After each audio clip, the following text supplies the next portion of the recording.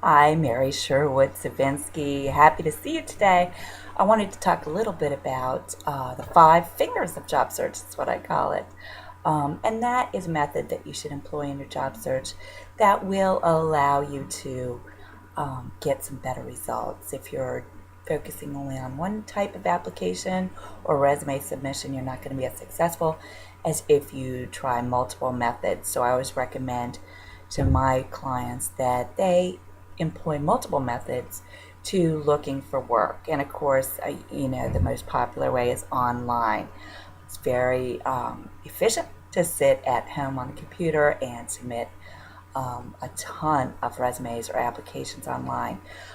Some of the services like Career Builder, if you apply to one job, it will give you a menu to allow you to very quickly apply to another list of similar jobs that you can select from, and that makes it very efficient and time effective to get a lot of resumes out there very quickly. But unfortunately, you can sit at home and do that all day long, every day, and never get a phone call, let alone an interview or job offer. So you do need to vary things up a good bit and take more than one approach to your job search process. Not all employers advertise online, first of all, so you want to be looking other places. Community agencies are good source of jobs. A lot of times the local libraries will have listings. Certainly your job service office will have listings that sometimes are not advertised elsewhere because they can get a tax break sometimes by advertising with the job service office, Career One Stop, or Workforce Center. It's sometimes known as. You might think of this as the unemployment office. This is the other half where they help you find a job. So you could certainly check with them. One other often overlooked resource for jobs is staffing agencies. I really struggle with my clients getting them to consider what used to be known as temporary agencies. Even if you're working with a staffing agency that is placing folks in more of a temporary position, it still can behoove you to work with them. They can be a great resource for you and almost act as a career expert or a job search expert for you.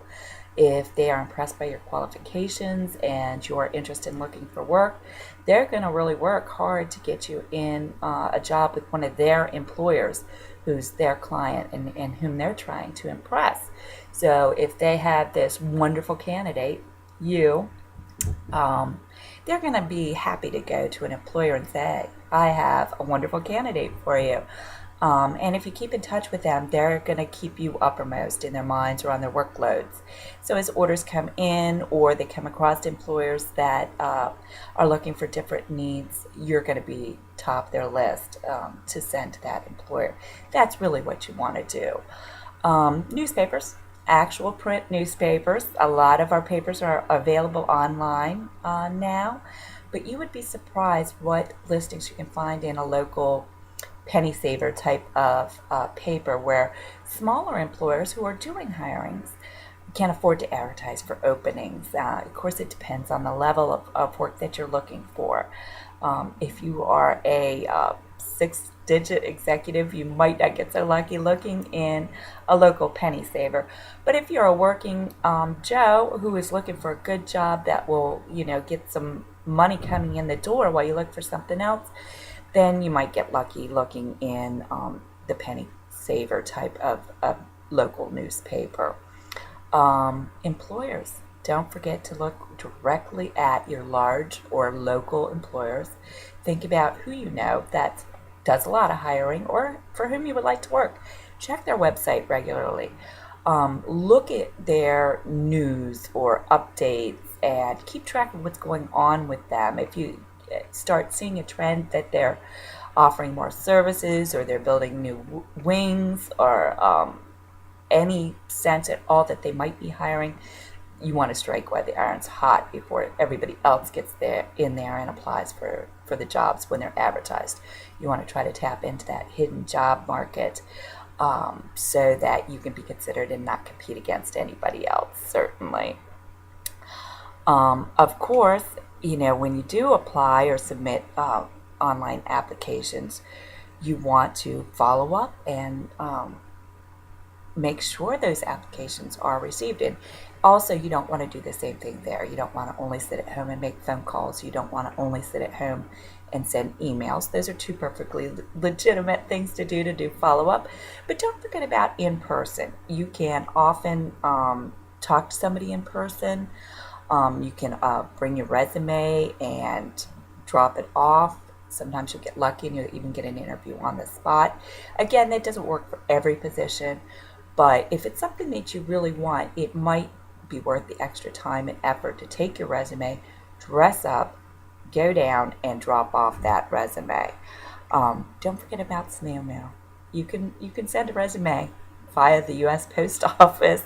We forget about it lots of times, but I really don't like for folks to sit at home and trust that their resume or application submission online is being received. You don't really have any way to be sure that the computer is delivering it, or that once it does go through to their web system, that it's reaching the right person. So if you back it up with a nice resume on nice paper through the mail, you can be a little sure that somebody's going to receive it. Certainly that it's going to be presented in the way that you like as well. You have a little bit more control over the printed word on paper than you do through the online resume submissions.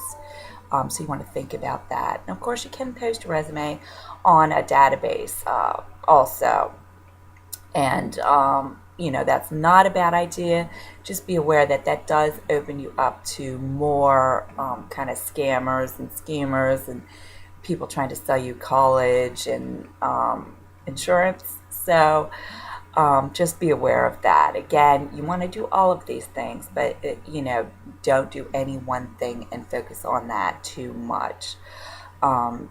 Also, when you follow up, you want to kind of employ the same methods. You can call, you can visit in person, you can send a quick postcard through the mail. I just wanted to double check with you, sent my resume 2 weeks ago, still very interested. Please let me know when I can come in for an interview. The employer doesn't have to even open up the envelope to read your letter. Just put it on the back of a postcard. If you're computer savvy, you could even just put a link to where they can find you online, whether it's through Twitter, LinkedIn, a Google document with your resume that they can review. So get a little creative and just try to make sure that you're being seen, that you're being considered, and that the employer is aware that you are interested in working. You have good follow-up skills, organization skills, communication skills, and just the determination that they are looking for in a good employee. So just think about what you're doing when you're applying for jobs. Don't do the same thing. If you're sitting at home in front of the computer day after day, you're going to get frustrated, you're going to get depressed, and you're probably not going to get good results. I would recommend going out and seeing employers if you can. This is really going to boost your self-confidence. When you're sitting at home, a lot of times you don't get that social feedback that you get when you're going to work every day. And we really need that. Even if it's just a simple, hi, how are you?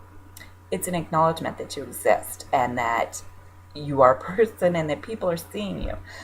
Sometimes we can lose track of that when we're unemployed and, kind of separated from our network and support system and just don't get to see people a whole lot. So it was great seeing you today. It got a little lengthy. Sorry about that. But it's super important to just vary up your methods of job search and application and follow-up. Don't do all computer work. Don't do all phone work in person or snail mail. Try all of it and see what happens.